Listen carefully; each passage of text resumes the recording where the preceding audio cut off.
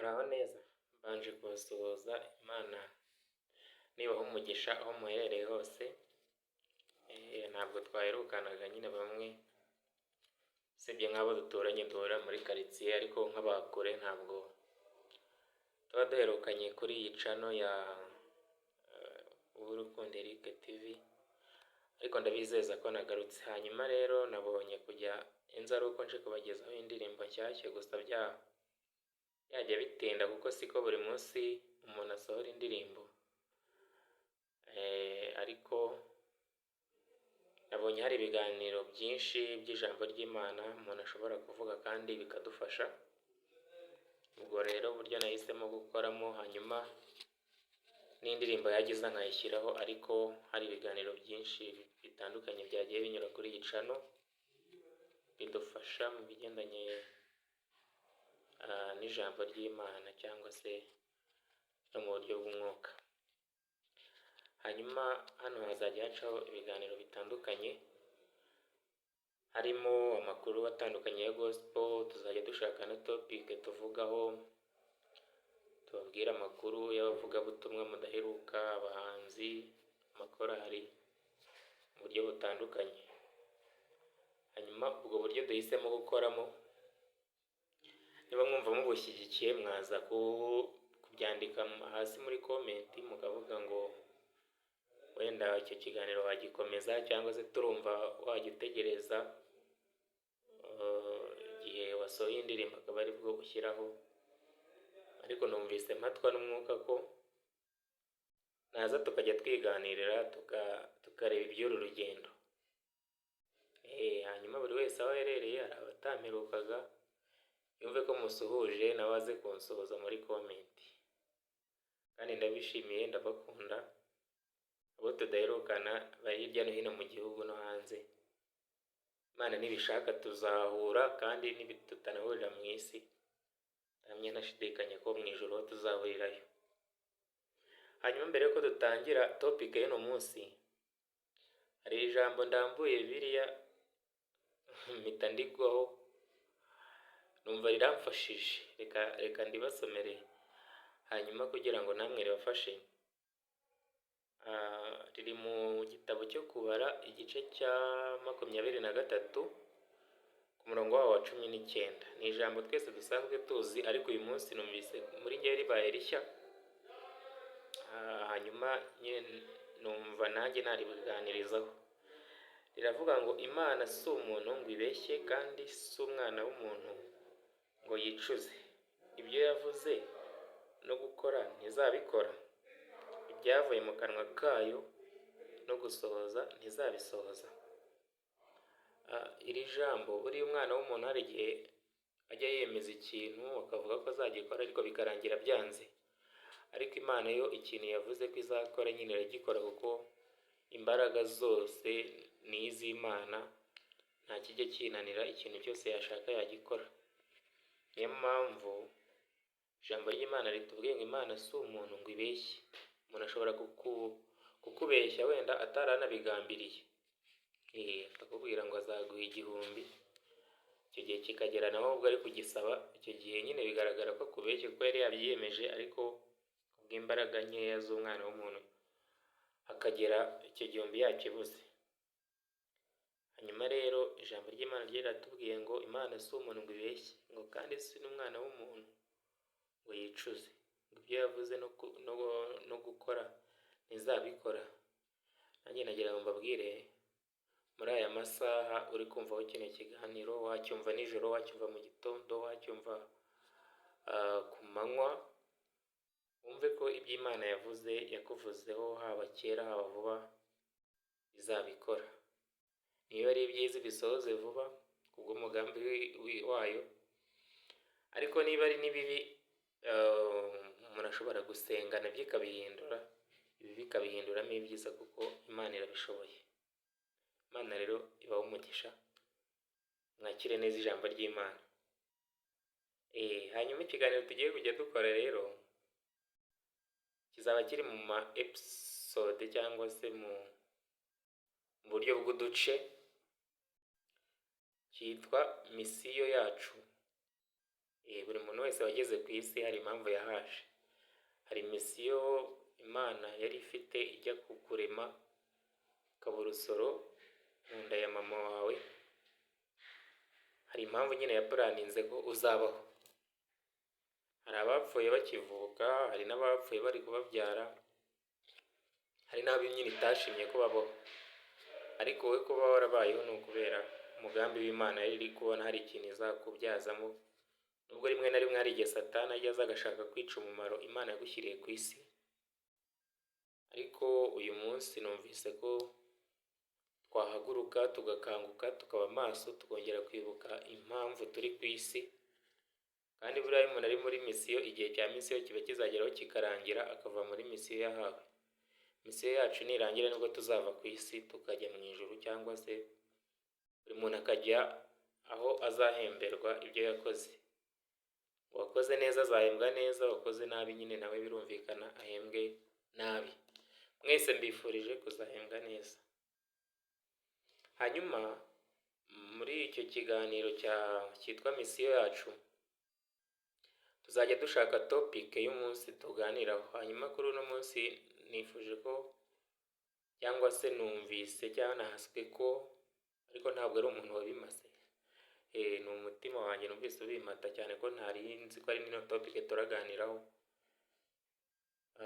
Numvise nyine turugomba kuganira ku kigendanye n'amasengesho.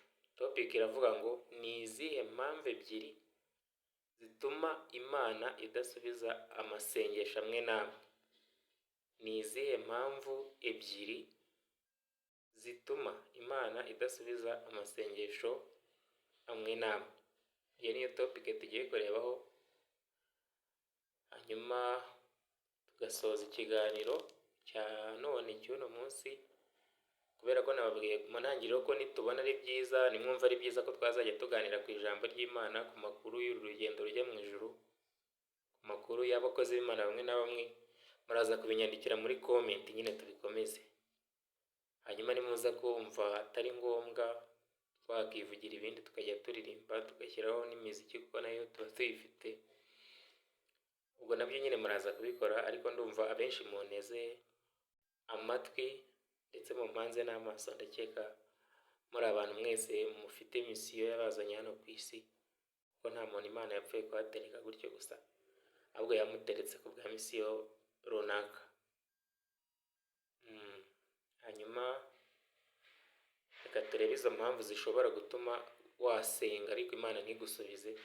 Abantu benshi bajya bakunda gusenga bakavuga ngo hari Imana ngo wagira ngo yarasinzire cyangwa se ntibitayeho. Hari impamvu rero ryasengesho burya wasenze kuva kera kugeza ubu ngubu Imana itarisubije.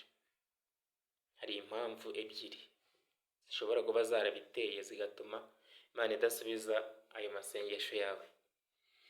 Iya mbere ni ugusenga isengesho ridahuje n'ibyo Imana ishaka. Hano nanjye byajyaga bimbaho ngasenga nkabona Imana nishubije, ariko nyuma nagenzura neza ngasanga isengesho nari nasenze ntirinzanira inyungu zanjye ku giti cyanjye, ariko wareba inyungu y'Imana yaba irimo ukayibura. Isengesho nyine ridahuje n'uko Imana ishaka, wenda urasenze ngo Imana nijye kugutuza i Kigali, ariko ukabona nta mumaro uzahagira, ahubwo ikabona uzagira umumaro nk'Icyangugu, i Rusizi cyangwa se Nyamasheke mu rugo. Ni kuba atanze mvuka i Nyamasheke ahahoze ngo ari Cyangugu. Hanyuma rero ikabona i Kigali nta mumaro uzagira, ukajya usenga ngo Imana iguhe ubutaka i Kigali neza, bikanga ugasenga amavuga agakoboka, ukagira ngo Imana ntikumva, cyangwa se ukagira ngo ni ibyaha byinshi ufite. Nta byaha ufite, ahubwo isengesho uri gusenga nuko ridahuje n'ubushake bw'Imana. Igihe uzasenga isengesho rihuje n'ubushake bw'Imana, icyo gihe Imana izagusubiza. Ikindi nk'urugero navuga hano rundi, umuntu ashobora kujya ijambo ry'Imana riratubwira ngo twirinde umururumba, ariko umuntu ashobora kugira umururumba akajya nko gukina urusimbi cyangwa se akajya muri betting, hanyuma agasenga Imana ngo ize kugira gute, ize kumufasha atsinde muri urwo rusimbi ngo arye. ariko iryo sengesho murumva ko nta bushake bw'Imana buba burimo, kuko Imana ntabwo ari izaba yabwiye umuntu ngo ajye gubetinga cyangwa ajye mu rusimbi. Icyo gihe rero Imana ntabwo izamusubiza. Wenda ashobora kuzasenga bagahura n'amahirwe ye bisanzwe, akabona nyine arariye akagira ngo ni Imana imushubije, ariko icyo gihe bizaba ari ibintu bisanzwe by'amahirwe asanzwe, ariko ntabwo azaba ari icyifuzo Imana yumvise ngo igishyireho igisubize. Icyo gihe rero mu gihe uzasenga isengesho ridahuje n'ibyo Imana ishaka, icyo gihe ntabwo uzasubizwa. Ushobora gusoma mu rwandiko rwa mbere rwanditswe na Yohana, rwa mbere rwa Yohana igice cya 5 umurongo wa 14, ukareba uko wavuga ku kigendanye no gusenga isengesho ridahuje n'ibyo Imana ishaka, cyangwa se ukaba wasoma mu rwandiko rwa mbere Pawulo yandikiye Abakorinto, cyangwa se itorero ry'i Korinto igice cya 6 ugasoma umurongo wa 9 n'uwa 10. Nanone ushobora gusoma muri Yakobo igice cya 4 umurongo wa 3. Impamvu ya kabiri ishobora gutuma isengesho ryawe ritumvwa n'Imana: mu gihe usenze ugakora n'ibikorwa bibi. Mu gihe uri gusenga ariko ugakora n'ibikorwa bibi, icyo gihe Imana ntabwo ishobora kukumva. Ugasenga ngo Mana ngiye kwiba, ngo ariko Mana umfashe ntibamfate. Icyo gihe ntabwo nzi Imana nyine, ngo cyangwa se urugero ngiye kugirira nabo umuntu, cyangwa ngo uburozi, ngo Mana umfashe uburozi bumwice bukore. Icyo gihe ntabwo Imana iryo sengesho ryawe ishobora kuryumva, kubera ko wasenze ariko wabivanze n'ibibi. Igihe isengesho ryawe rizumvwa twanzura ni igihe wasenze isengesho rihuje n'ubushake bw'Imana, kandi rigahura n'uko nyine wasenze unakiranuka utari mu bibi. Bitavuze ko ababi nta byiza babona, kuko ijambo ry'Imana riratubwira ngo Imana igirira neza ababi n'abeza. Ababi uzabona barateye imbere, baranubatse ama etaje, ariko ntibivuze ko igihe wasenze banabibona batasenze. Hari igihe banabibona batasenze, abo ngabo ntibajye banasenga. Ariko niba uzi ko uri muri uru rugendo, ukaba uzi ko ufite misiyo hano ku isi, ugomba kuba wujuje bino bintu bibiri kugira ngo isengesho ryawe ribashe kumvikana. Imana rero baha umugisha. Nitwa Urukundo Eric, ku batanzi, ku bambonye ari ubwa mbere, ku bambonye ari ubwa mbere n'abatari ubwa mbere, tugiye gufatanya muri uru rugendo rwa kino kiganiro ngiye kujya mbagezaho cyitwa misiyo yacu, tukivugira ku bigendanye n'ijambo ry'Imana, amakuru y'iyobokamana. Mwaza kwandika muri komenti, twabona mubaye benshi nyine mukama kuraje, icyo kiganiro tukagikomeza. Hanyuma n'izindi ndirimbo za gospel, ndimo numva umwuka amata kongera kubijyamo neza. Ntabwo nari narabivuyemo, ariko ntabwo nari narabishyizemo imbaraga cyane nk'uko byari bimeze mbere, ariko ndumva ngiye kubisubiramo, kuko uko umuntu agenda amara imyaka ku isi, imyaka yari kuzamara ku isi biri kugenda ivaho umwe umwe. Ubu niba nari kuzamara imyaka 100, wenda urugero nkaba nyimazeho 50, ubwo hasigaye indi 50. Mugenzi we amaze 80, azaba hasigaye 20. Hari umusaza wigeze atubwira ngo tujya tuvuga ngo tumaze imyaka, ahubwo ngo imyaka niyo iba itumaze. Ko imyaka ni isaza, ariko umuntu we agenda asaza. Rero Imana ibahe umugisha. Ufite ikibazo cyangwa se indi nyunganizi, wabyandika muri komenti cyangwa ukanyandikira kuri nomero yanjye iri no kuri WhatsApp 0788 12 02 264, 0788 12 264. Hanyuma ukamenya inyunganizi cyangwa igitekerezo cyangwa ikibazo cyangwa icyifuzo cyangwa se inkunga wadutera. Kurabona ubu ngubu turi gukoresha kamera itari nziza, ariko hari igihe kizagera tukajya dukoresha kamera nziza. Rero murumva inkunga y'amasengesho n'ubundi buryo birakenewe. Murakoze, Imana ibahe umugisha.